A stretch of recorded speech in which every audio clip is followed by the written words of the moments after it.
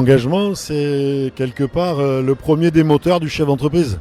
Le chef d'entreprise, il est engagé et tous les jours, il redémarre son engagement, il recommence. Et puis le chef d'entreprise, il est engagé pour ses collaborateurs, il est engagé pour ses clients, il est engagé pour ses fournisseurs, il est engagé pour son territoire.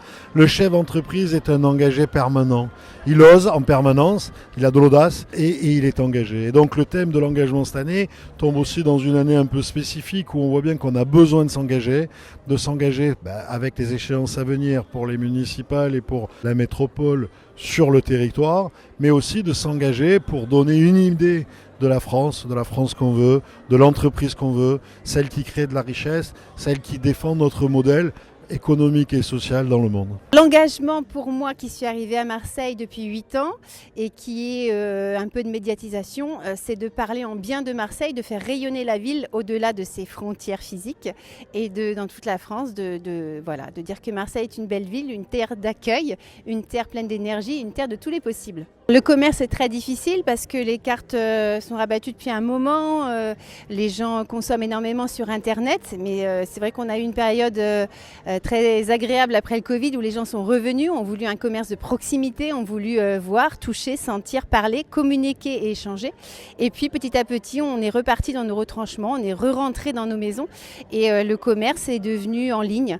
Alors on en parlait depuis des années, le commerce en ligne, ce qu'on apprend dans les écoles de commerce, sauf que c'est ce qui tue le commerce physique, c'est ce qui tue le contact, l'autre, le toucher, le partage.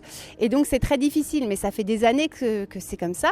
Et effectivement, quand on voit des galeries Lafayette et autres qui ferment, c'est extrêmement dommage parce que c'est les poumons des centres-villes, c'est ce qui fait vivre, c'est ce qui crée la grand-mère qui va se promener, qui va rencontrer, qui va partager. C'est ce qui nous tient tous dans cette société, on est des maillons. Et voilà, c'est assez dommage. Maintenant, nous, en tant que commerçants, on essaie de se réinventer, de rebondir, de réagir pour que le commerce dure et qu'on puisse encore une fois être des lieux de partage. Nous, ce qu'on souhaite, c'est simple. C'est que les élus qui vont lire ces propositions se disent « mais mince, pourquoi on n'y a pas pensé ?» et surtout, pourquoi on ne l'a pas fait ? Et encore plus, eh bien on va le faire. Voilà.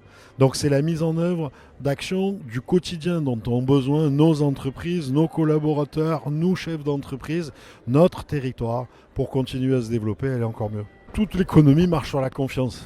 Là, on est dans un autre niveau, on est dans le niveau de confiance, ce qui se décide tous les jours à l'Assemblée nationale, avec la loi des finances de la sécurité sociale, et puis les décisions qui sont prises. Nous, ce qu'on souhaite, c'est que tous les élus de ce pays, les élus de la nation, ceux qui siègent au Parlement, comprennent bien que c'est l'entreprise qui crée de la valeur, et que chaque fois qu'on crée un texte, une contrainte supplémentaire, on détruit un petit peu de valeur que l'entreprise aurait pu créer en plus. Et donc, il faut arrêter de considérer que sans créer de valeur, on pourra partager quelque chose. Ça s'appelle partager la misère.